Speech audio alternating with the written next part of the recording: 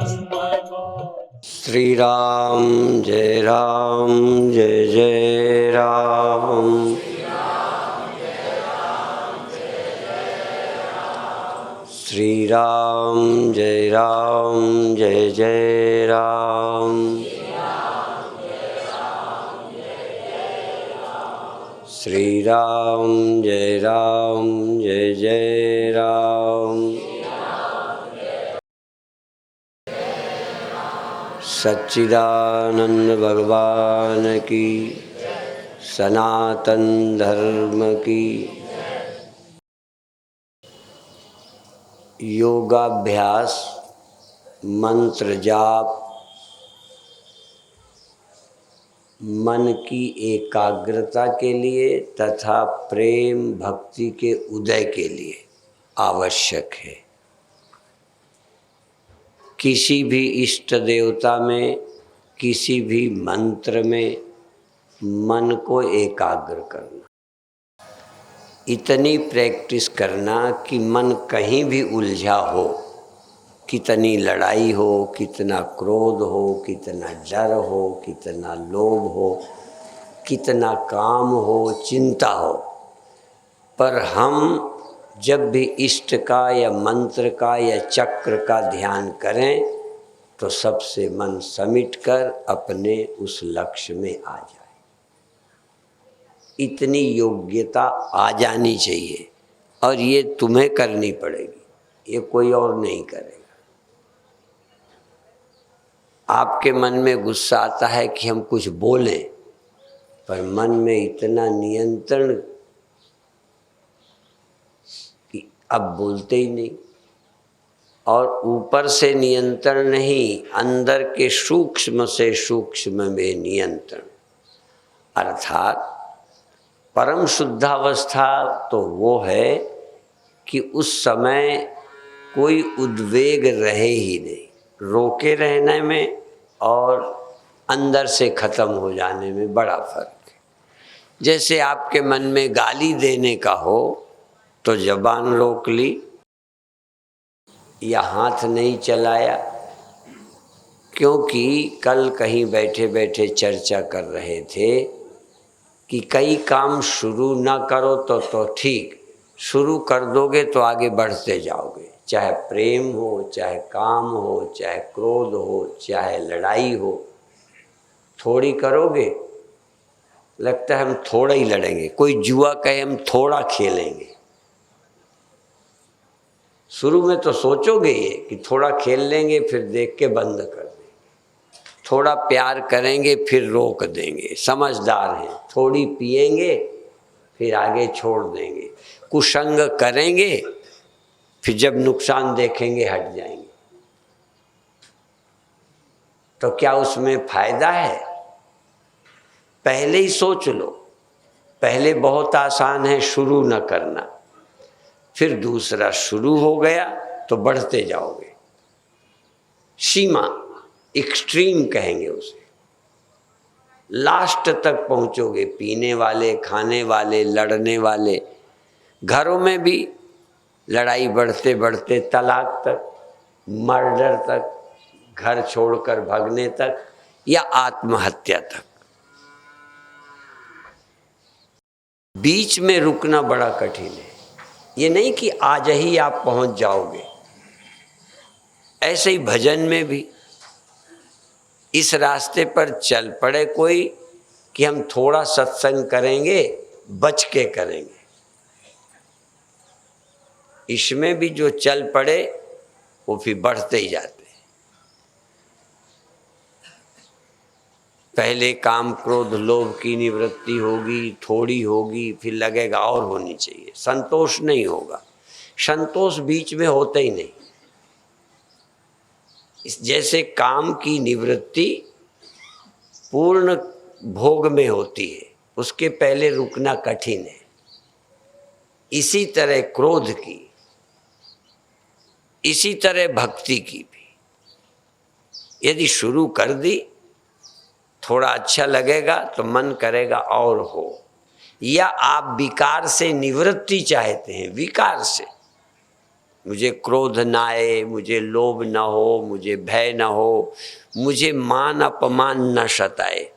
जानकर दो नाम ले लिए, दोनों बोले कौन कौन? मान अपमान न सताए। आप सोचोगे मैंने धोखे से बोला है। अपमान न सताए ये तो सीख जमती है, पर मान अपमान न सताए, हमको दबोच न ले। मान अपमान में बहुत बड़ा फर्क नहीं है। अपमान भी अन्य से जुड़ा है, अन्य से, और मान भी अन्य से जुड़ा है। जो अन्य से जोड़ता है वह विकार है। तो मुझे मान भी न सता सके, सुख दुख न सताए। दुख का सताना तो समझ में आता है, पर सुख भी हमें सताता है। रुक नहीं पाते, कंट्रोल नहीं रहता, सीमा में नहीं रहते। सुख हमको खींचता चला जाता है और कहाँ तक ले जाता है। किसी भी कार्य में, काम में, लोभ में, धन कमाने में, कहीं नहीं ये कहेगा बस। तो लोभ और मान भी ये न सताएं। वैसे ही हम शांत हों, प्रसन्न हों, दुखी रहें नहीं, पर किसी और से क्या, और में हम पराधीन होते हैं, गुलाम हो जाते हैं। इसलिए अन्य की गुलामी से बचें। जो मुझे सदा चाहिए वो अन्य से नहीं लेना।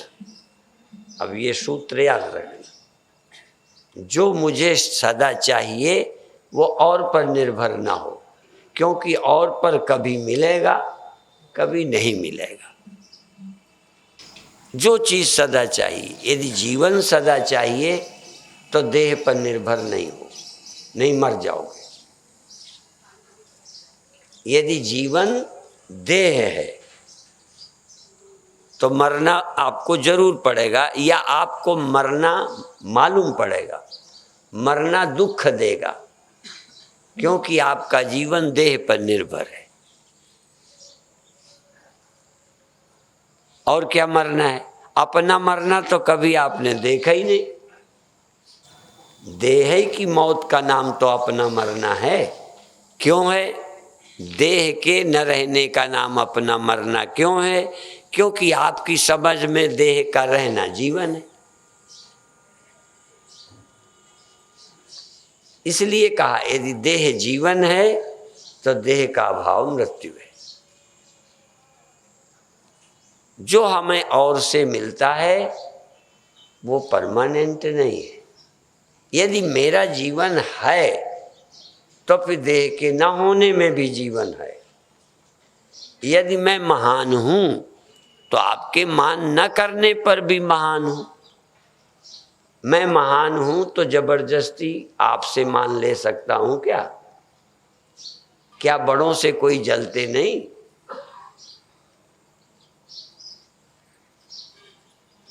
कई बार साधु भी अपेक्षा करते हैं, हम इतने बड़े त्यागी हैं, इतने तपस्वी हैं, बाल ब्रह्मचारी हैं, पैसे को हाथ नहीं लगाते, निस्वार्थ सभा करते हैं, निस्वार्थ हम काम करते हैं, तब तो हमें लोग मान देंगे। और कहो आश्रम में आने वाले लड़के चले जाएं। तो आप अपने को महान समझते हैं, समझ लें, पर महान हमें लोग समझें ये इच्छा मत करना। नहीं, वो महानता दूसरे की मोहर पर निर्भर हो गई। फिर आप देखते ही रहोगे दूसरों की तरफ कि ये मुझे क्या समझता है। और लोग गुस्सा होके कहते भी हैं कि मैं देखूंगा तू मुझे क्या समझता है। कहते हैं ना गुस्सा में, मुझे तू क्या समझता है। मैंने कहा भैया तुझे हम क्या समझते हैं तू ही समझ ले। असल में जब ये कोई कहे कि मुझको तू क्या समझता है तो कह देना तू ही बता दे। क्योंकि जो तू अपने को समझता हो हम भी समझ लेंगे। तो एक ही चीज नहीं है, मान मेरा दूसरे पे निर्भर है, अपमान भी दूसरे पे निर्भर है। मैं अपने में हूं तो न मान है न अपमान है, अपने में हूं तो न निर्धन हूं न धनी हूं, अपने में हूं तो न मैं बड़ा हूं न मैं छोटा हूं,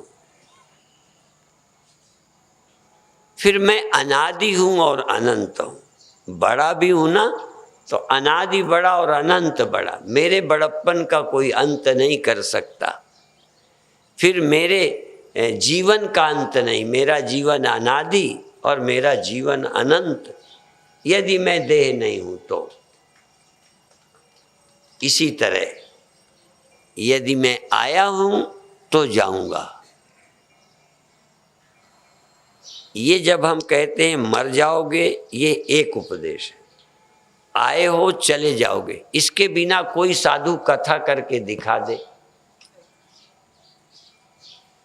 यही सबसे पहले धमकी देता है कि तुम आए हो छोड़कर चले जाओगे। क्योंकि इतना तुम साधु की समझ सकते हो, इससे ज्यादा साधु कहेगा तो तुम समझ ही नहीं सकते। मर जाओगे बात समझ में आती है, छोड़कर चले जाओगे ये बात समझ में आती है। तुम कभी कुछ छोड़ते ही नहीं हो, तुम्हें कुछ मिला ही नहीं, मिलने का सिर्फ भ्रम और छूटने का सिर्फ भ्रम है। ये बात सचमुच वेदांत है, पर वेदांत तक पहुंचाने के लिए, अपनी सत्यता समझाने के लिए तुम्हारी सत्यता से शुरू करते हैं, जिससे तुम कह सको ठीक कहते हैं। पहले ही दिन बोले लगे तो क्या बोलते हैं, मरते हैं मर जाएंगे 4 दिन के हैं, ये सब को समझ आता है। मूर्ख भी मानता है, नास्तिक भी मानता है, जिसका कोई धर्म से लेना देना नहीं वो भी इतना तो मानता ही है। और जो मेरे आज हैं उनको मैं छोड़ दूंगा, छूट जाएंगे। घर मेरा, परिवार मेरा, शरीर मेरा, जो भी मेरा है वो छूट जाएगा, मैं यहाँ से चला जाऊंगा। दूसरे लोग हैं जो चले जाएंगे मानते हैं, आए हैं और नहीं माने तो सुबह देह में आया, रात नींद में भूल जाता हूँ। जगत की याद आई, जगत की याद गई, ये तो मानोगे। जगत दिखने लगता है, जगत का दिखना बंद हो जाता है। किसी से मना लो, हम कोशिश करते हैं ऐसे शब्द बोलें जो धीरे धीरे हमारी कथा को आया हुआ मूर्ख, गंवार, नास्तिक भी इनकार न करे। जगत दिखने लगता है तो उसके लाभ हानि दिखने लगते हैं। जगत दिखना बंद हो जाता है, उतनी देर हमें कोई लाभ हानि चिंता नहीं रहती। हम वो हैं जिसे जगत दिखता है। हम कौन हैं? दिखता है ये जिसने जगत देखा है, जिसने देह सहित जगत देखा, वो हैं हम। नहीं है जो दिखा वो आप है कि जिसने देखा वो आप है। और जगत दिखना तुम्हें बंद हो जाता है रोज की नहीं। अब तुम्हें जगत क्यों दिखने लगता है, तुम में क्या विशेषता आ जाती है और क्या विशेषता कम हो जाती है, किसी में लगा लो। आपको क्या आ जाता है जब प्यारे बच्चे को भी आप थप्पड़ मार देते हो? क्या आ जाता है? हाँ, आ जाता है ना। हाँ, क्या आ जाता है जब हम अपनी नीति मर्यादा के बिना काम में प्रवृत्त हो जाते हैं? काम का वेग कोई तो आया। क्या आपका चला जाए तो आप मुझे न देख पाएंगे? देखो उजेला चला जाए तो आप रहेंगे, मैं न दिखाई पड़ूंगा, दिखाई पड़ना ये नहीं कि नहीं रहूंगा। और उजेला बना रहे, आपकी आंखें चली जाएं तो मैं न दिखाई पड़ूंगा, दिखाई नहीं पड़ूंगा लेकिन सुनाई पड़ूंगा, मुझे आप सुन सकेंगे। लेकिन कान ना हो तो सुनाई भी नहीं देगा।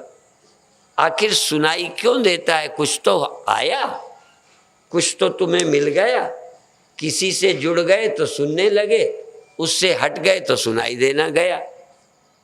आंख से जुड़ गए दिखने लगा, आंख से न जुड़े, अभी जागृत में आंखें रहते आपका मन कहीं हो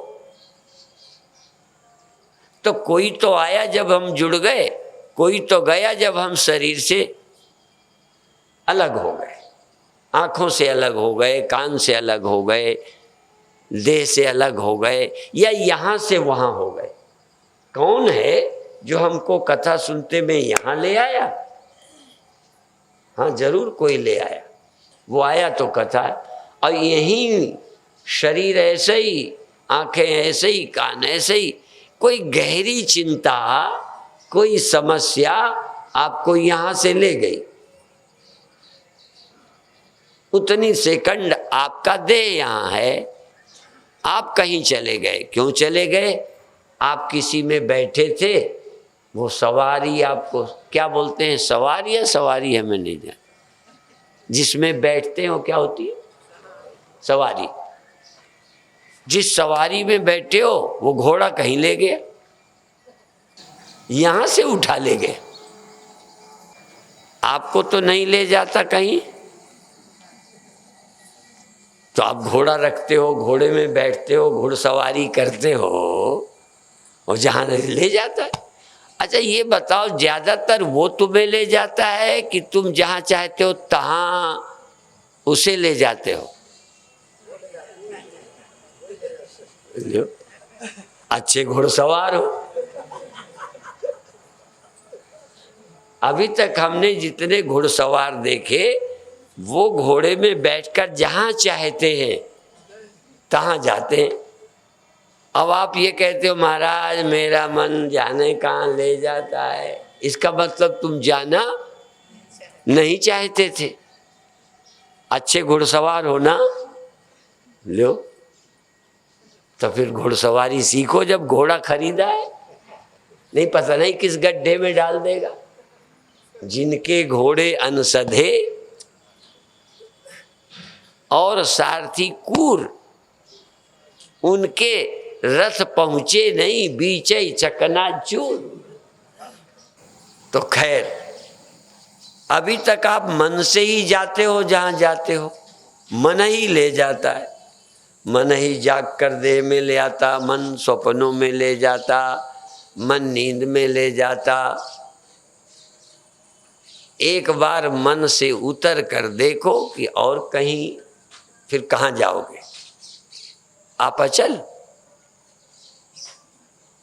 अचलो यम सनातन, ये चेतन कभी चल ही नहीं सकता, चेतन जा ही नहीं सकता, चेतन आ ही नहीं सकता। ये आत्मा अविकारी है, अचल है, अनादि है, अनंत है। ये सारी भ्रांति सूक्ष्म के कारण है। सूक्ष्म शरीर मन के कारण ये सब लगता है। कई का तो अभी स्थूल ही से पीछा नहीं छूटा, कई का स्थूल से छूटा तो सूक्ष्म में अटके। बहुत बार मैं बोलता हूं ना कि लोग कहते हैं आकाश से गिरा, आकाश से गिर गया तो खजूर में अटक गया, जमीन में नहीं आया। ऐसे ही यो वै भूमा तत्सुखम नाल पे सुख मस्ती। हम कहीं न कहीं अल्प में अटक जाते हैं, स्वल्प में अटक जाते हैं, भूमा में पूर्ण में नहीं पहुंचते। बहुत बधाई के पात्र हो। कठिन भी पड़े तो सुना करो धीरे धीरे, और नहीं टिकेगा तो भी सुना हुआ व्यर्थ नहीं जाएगा। बिना सुने तो ये कभी पल्ले पड़ने ही नहीं। सुनना ही पड़ेगा। इसलिए कथा का महत्व है। और पहले कथा होती ही इन्हीं चीज़ों की थी जिसको सुनना है। ये आत्मा ही, ये आप ही सुनने के लायक है। पर आपकी कथा वहाँ से शुरू की जैसा आप पहले समझते थे। जब हम हिंदू की बात करेंगे तो लगेगा हमारी बात कह रहे हैं, या हम कोई पार्टी का नाम लेंगे तो जिस पार्टी के होंगे समझेंगे कि स्वामी जी ने आज हमारे लिए कहा, हमारी पार्टी के लिए कहा। और जिनका नहीं है तो लगेगा आज स्वामी जी हमारी पार्टी के लिए नहीं बोले। तो आप पार्टी के हो तो लगेगा बोले या हमारे विषय में नहीं बोले। यदि हम ब्रह्म की चर्चा करेंगे ना तो तुम्हें लगेगा ये हमारे विषय में नहीं बोले। क्यों? अबे ब्रह्म से तुम्हारा कोई लेना ही देना नहीं। जब हम हिंदू की बात कहते हैं, देश की बात कहते हैं, तो कई राजनीतिक पार्टियों को लगता है हमारे खिलाफ है, जैसे देश किसी एक पार्टी का है। ये आतंकवादी रोज उपद्रव कर रहे, बम विस्फोट कर रहे, फिर भी अभी मूर्ख देश के नेता अभी उन्हीं की तलवे चाट रहे, उन्हीं की बातें कर रहे, जैसे देश किसी एक समाज का है, सारी चिंता एक पार्टी करे। तो जो जहाँ खड़ा होता है वहीं से सुनता है। कई लोग बीच में हमें मानने लगे कि हम राजनीतिक हैं, जबकि तुम राजनीतिक हो तो हमारी अच्छी बात भी तुम्हें नहीं धंसती। जैसे कई लोग कहने लगे हम लोगों को कि हम नास्तिक हैं, क्यों हम ब्रह्म की बात करते हैं या अहम ब्रह्म की बात करते हैं, तो लोगों को लगा ये ईश्वर नहीं मानते, या अंधेर लगी कि अपने को ही ब्रह्म कहते। ये बात असत्य नहीं है, ऐसा लगता ही है लोगों को। क्यों लगता है? क्योंकि तुम अपने को अभी आदमी लगते हो तो ब्रह्म लगते नहीं हो। तो लगता है ब्रह्म की कथा माने। जैसे अधिकतर लोग जब भगवान की कथा सुनते हैं तो लगता है कोई थर्ड पर्सन की कथा है, तो हमारे काम की भी, पर यह है कथा राम की। ऐसा नहीं लगता कि आत्मा भी राम है, ये आत्मा राम की कथा है। राम की तो है पर आत्मा राम की कथा है। आत्मा राम है, पर शुरुआत हम वहां से करेंगे जहां तुम खड़े हो। तो तुम पैदा हुए हो, मर जाओगे। ये क्यों सुनाते हैं? कि थोड़ा थोड़ा समझ आए कि जिंदगी काहे खराब कर रहे हो।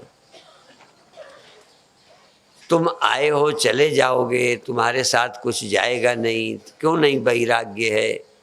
ऐसे असल में अंत में तो बताना है तुम आए ही नहीं हो। अब ये कथा कोई जमती है? तुम आए ही नहीं हो, तुम जाओगे ही नहीं। ये आत्मा की, ब्रह्म की कथा बिल्कुल 100% गप्प लगती है। पर कितनी हिम्मती हो तुम, कितना श्रद्धालु हो तुम कि बड़ी खुशी से सुनते हो। बधाई है, आए ही नहीं हो। क्या ये तुम्हारी समझ का विषय है कि हम आए नहीं, हम गए नहीं? और भी तुम जागते सोते नहीं हो। जागते तो देह दिखने लगा, सोए तो दिखना बंद हो गया। ये तो है ना। लेकिन तुम नहीं जागे और तुम नहीं सोए। जैसे आंखें लग जाएं तो दिखने लगेगा। अंधे को भी आजकल लगाई जा सकती है। अंधे को आंखें लगाई, दिखने लगा, और आंख वाले की आंखें हटाई, दिखना बंद हो गया। तो जो चीज अलग थी वो हटा ली, वो तो रह गया ना जिसकी आंखें निकाली। वो तो पहले ही था ना जिसको आंखें लगाई। वो मरा हुआ था? बोलो। जैसे आंखें लगाई हटाई जा सकती हैं, ऐसे ही व्यक्ति को, क्योंकि कथाकार करने वाले अब यही कहते हैं कि कोई जिंदा नहीं कर सकता, ये भी किया जा सकता है। जैसे आंखें लगाई जा सकती हैं, ऐसे ही जिंदा किया जा सकता है मरे को, और जिंदा को मारा जा सकता है। जिंदा को मारा जा सकता है, ये तो समझ में आसानी से आ ही जाएगा। तो कोई चीज ऐसी है जिसके हटाने से आदमी मर जाता है, जिसके आने से आदमी जीवित हो जाता है। इसका ये मतलब नहीं है कि आत्मा आ जाती है। हम सबको कोई चीज आई लगने लगती है, हमको सबको कोई चीज गई लगने लगती है। औरों को छोड़ो, आंख लग गई, मुझे देखने की ताकत आ गई, आंख गई, मेरी देखने की ताकत चली गई, मैं नहीं आया। इसी तरह बुद्धि आ गई, जानने की ताकत आ गई। बुद्धि गई, जानने की ताकत चली गई। ये नहीं कि मैं चला गया, मैं आ गया, नहीं। मुझ में कोई एक यंत्र आया, मुझे सब प्रतीत होने लगा, यंत्र चला गया, सो गया, दिखाई देना बंद हो गया। इसलिए हम लोग क्या बोलते हैं, जागृत, स्वप्न, सुषुप्ति है बुद्धि की अवस्था। मैं बुद्धि से परे हूं। अब ये कैसे समझे? मैं बुद्धि से परे हूं, मैं बुद्धि के बिना हूं।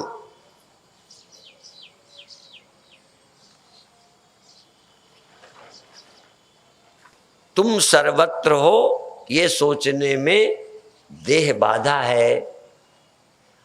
तुम सदा हो, ज्ञान स्वरूप हो, ये सुनने में मन बाधा है, बुद्धि बाधा है। आप इतना सोचो कि बुद्धि के बिना मैं हूं, बिना मन के मैं हूं, फिर देखो बिना मन बुद्धि के हूं, और फिर देखो सारा संसार मुझ में है, मैं सारे संसार में हूं। इसको मैं मान के सोचोगे, गड़बड़ हो जाएगा। यही तो चक्कर है। ये ध्यान यदि तुम करो, कभी कर सको तो, अभी काफी दिन है, आज तो शुरुआत है, कि आप ध्यान करते करते एकदम मन से मुक्त हो जाएंगे, सबसे मुक्त हो जाएंगे। चलने से, आने जाने भगने से छुटकारा हो जाएगा। एक बार ये तो देखो, मैं मन नहीं, मैं सर्वत्र हूं। पर ये अभी सोचने में ही नहीं आएगा मैं सर्वत्र हूं। बार बार सोचोगे मैं सर्वत्र हूं, लगेगा मैं यहां हूं, केवल यहां हूं। आपकी समझ आपको बाधा डालेगी। तुम सदा हो। आज मैं जब ट्रेन में आ रहा था तो सोचा कुछ लिखूं, पर लिखा नहीं। ज्ञानी को, आत्मवेत्ता को सबका अभाव नहीं करना, ज्ञानी को सब कुछ नहीं जानना। देखो, सबका भाव हो, ये आग्रह ज्ञानी का नहीं। सबका अभाव हो, ये आग्रह ज्ञानी का नहीं। ज्ञानी का क्या है? सर्वात्म भाव हो। मैं हूं, यदि है कुछ सब, तो वहां मैं हूं, उसमें मैं हूं।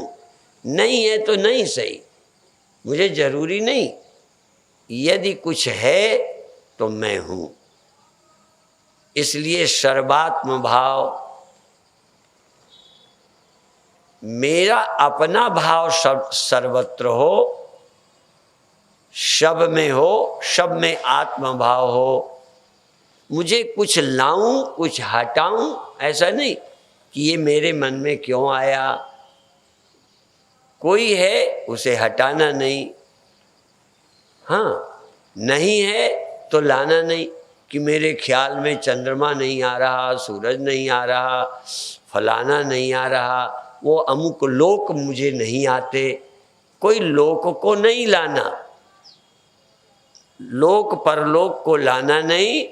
और यदि कोई लोक परलोक आ गया तो उसे हटाना नहीं अपने में से। फिर तुम्हें क्या करना है? सर्वात्म भाव, सदा आपको अपने मैं के प्रति जागरूक रहना है कि कोई आया तो आप हैं, नहीं आया तो आप हैं। आपको अपना अभाव नहीं। दूसरा, कोई भाव कोई अभाव तुम्हारा आग्रह न रहे, किसी का भाव रखने का आग्रह नहीं, किसी का अभाव सदा रहे ये भी आग्रह नहीं। भाव रहे या ना रहे, आत्मभाव रहे एक। दूसरा,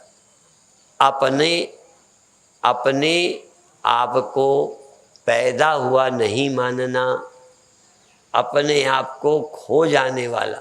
प्रादुर्भाव तिरोभाव, अपना एक तो ये जगत का प्रतीत होना और खोना, दूसरा मैं का प्रादुर्भाव और मैं का तिरोभाव। मैं आया इसको मैं मत कहो, मैं का प्रादुर्भाव नहीं होता, मैं का तिरोभाव नहीं होता। जिसका प्रादुर्भाव होता है वो मैं से तो होता है पर मैं का प्रादुर्भाव नहीं होता।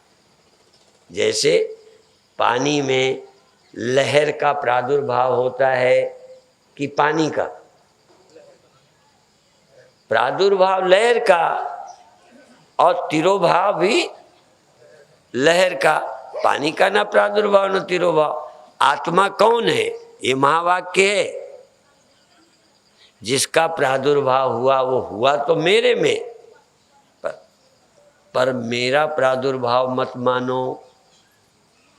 लहर के प्रादुर्भाव को लहर का प्रादुर्भाव कहो, पानी का प्रादुर्भाव मत कहो। लहर के खोने को लहर का खोना कहो, क्योंकि कुछ दिख तो रहा ही है कि हुआ।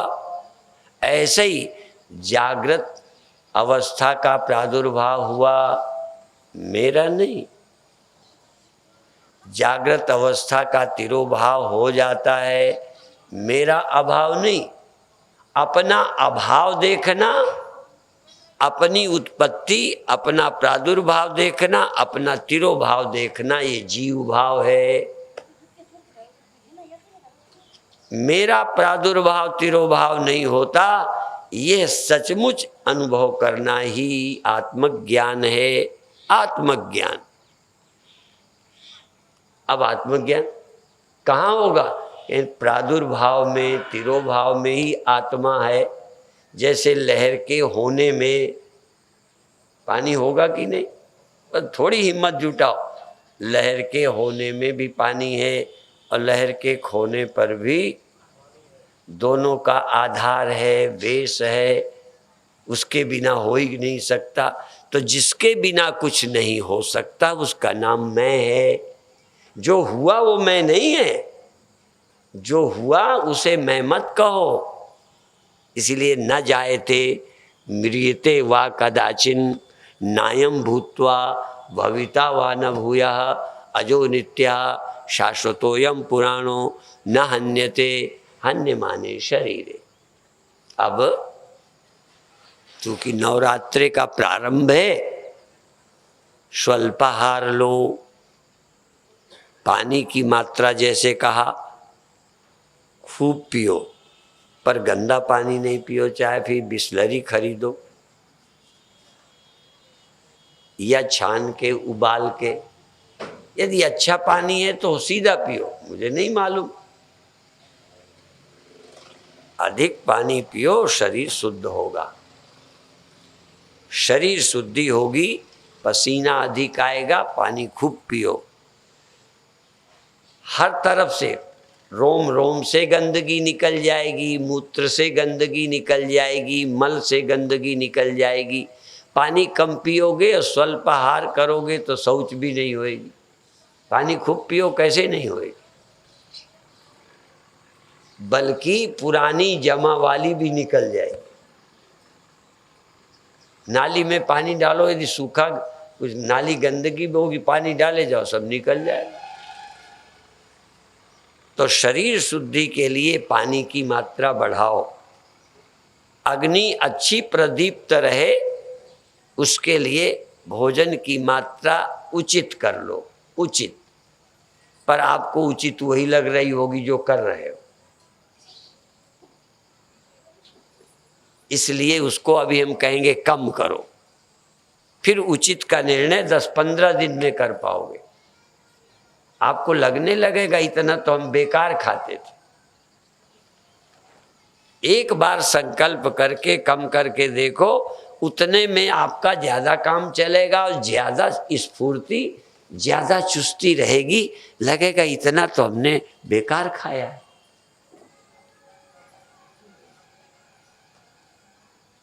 जो ज्यादा खाते हैं वो अपने को खा रहे हैं, अपनी जिंदगी, अपनी उम्र खा रहे हैं, अपना स्वास्थ्य खा रहे हैं। जो कम खाते हैं वो रोगों को खा रहे हैं, रोग खत्म कर रहे हैं। स्वल्पाहार लो और जैसा कहा अपने मन को भजन में लगाओ। अभी एकदम आत्मा में नहीं लगा सकते, भजन में लगाओ, चक्रों में लगाओ, श्वास में लगाओ, और लगाए हूं ये भी ध्यान लगाओ। कब लगाया कब नहीं लगाया कौन बताएगा, तुम सावधान रहो। धीरे धीरे आप अपनी चिन्मात्र सत्ता में पहुंच जाओगे। यह पवित्र पावन त्योहार अभी तक निर्विघ्न चल रहा है।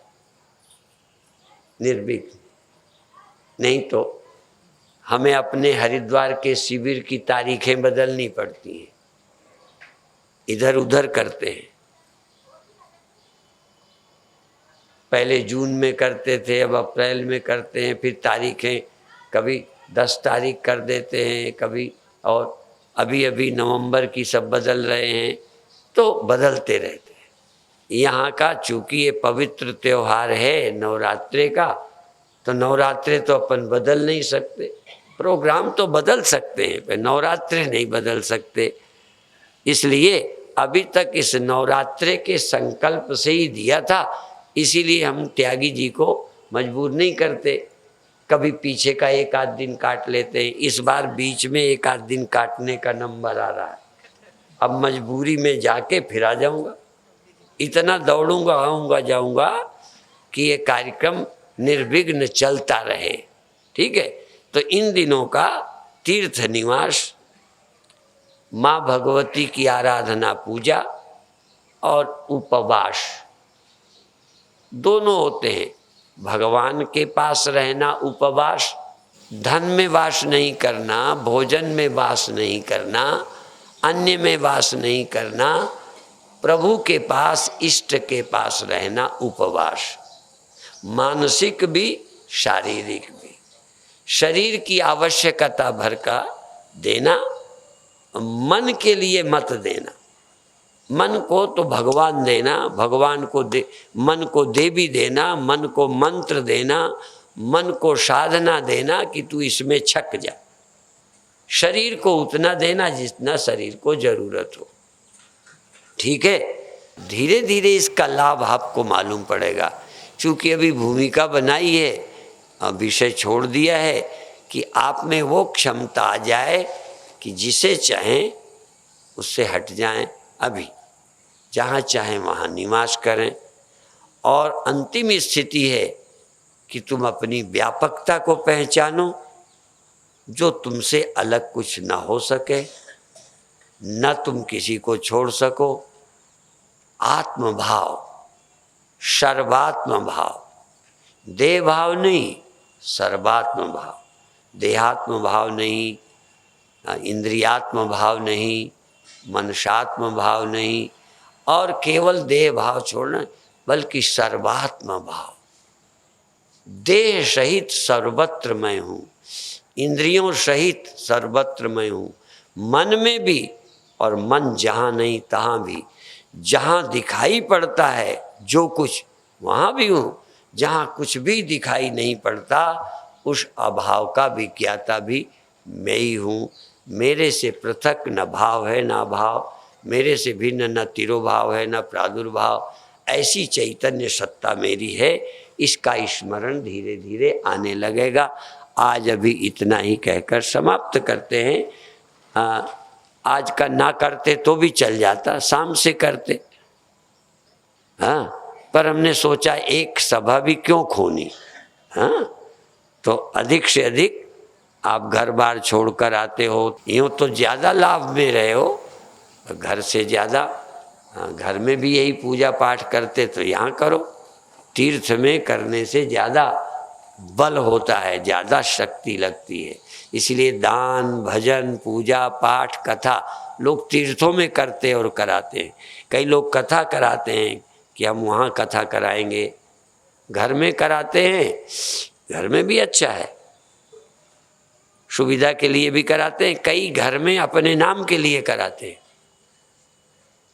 हाँ, अपने घर महात्मा है, अच्छी बात है, लेकिन दूसरे के घर चरण डालने तो खुशी नहीं होना चाहिए। अरे भाई, दूसरे के घर संत ने चरण डाले तो तुम आनंद, दर्शन तुमने भी किया, लो मुफ्त में दर्शन कर लिया, आनंद ले लो। पर ऐसा दूसरे के घर में चरण डाले तो आनंद आ जा, इतने में तो गुरुजी आधे रह गए क्या? वो आनंद क्यों कम होता है? ये मेरे तेरे की बात कम करना, तो पर ये कम कैसे होगी? पहले तीर्थ भाव बने, फिर भाई सारा विश्व तीर्थ है। पर अभी कह देंगे ना तो आलसी लोग कहेंगे सब चित्रकूट है, हाँ, ऐसे ही कह देते हैं, तो आलसी लोगों को रास्ता मिल जाता है। तो इसलिए पहले तीर्थ में मंत्र जाप करो, जो आपका इष्ट हो। यूँ तो नवरात्रा है, पर अभी अभी हम गए तो नवें गुरुजी ने एक शब्द लिखा है जिस पे प्रश्न उठ जाता है। वो कहते हैं द्रौपदी को, द्रुपद सुता को, पांचाली को राजसभा में राम नाम सुधाई, उनका राम नाम सुधाई। अब हम सब लोग क्या मानते हैं? कृष्ण की याद आई, राम की तो भक्त ही नहीं, कृष्ण की थी। इसका मतलब क्या है कि परमात्मा की सुधाई। द्रौपदी को परमात्मा की जरूरत पड़ गई, हाँ, परमात्मा संकट में भगवान की याद आएगी। अब किसी को राम से नाम से आए, कृष्ण के नाम से आए, शंकर भगवान से आए, तो इसलिए ये बात कही कि किसी भी याद करो। अब ये देवी का त्योहार है, राम नाम कहो तब भी देवी ही है, कृष्ण नाम कहो तब भी देवी है, देवी का नाम लो तब भी देवी है। जो जिसका भगत है उसी का नाम लेता है। तो द्रौपदी को राम नाम लिया, अर्थात भगवान की याद की। तो तुम पवित्र इन दिनों का, इतने दिन के लिए बुरी वासना आएगी मन में, उससे बचो, फिर ठीक आ जाओ। नफरत आएगी, गुस्सा आएगा, कई बार उससे बचो। ये दिन तो ऐसे लगे जैसे मेरी मुक्ति के लिए। मैं इन 7, 8, 9 दिनों में शांत रहेंगे, मुक्त रहेंगे, कम बोलेंगे, उचित बोलेंगे, हाँ, या 1 घंटे मौन रहेंगे, ऐसे कुछ संकल्प लेकर अपने जीवन को पवित्र और दिव्य बनाओ। बाकी जो हमें करना है, हम अपना काम रोज करेंगे, ठीक है। धोबी का काम कपड़े धोने का है, तुम्हारा काम अपना कपड़ा डालने का है, ठीक है, अपना डाल दो। बस वो हमारा काम है, तुम्हारा नहीं। तो अभी यही बंद करते हैं।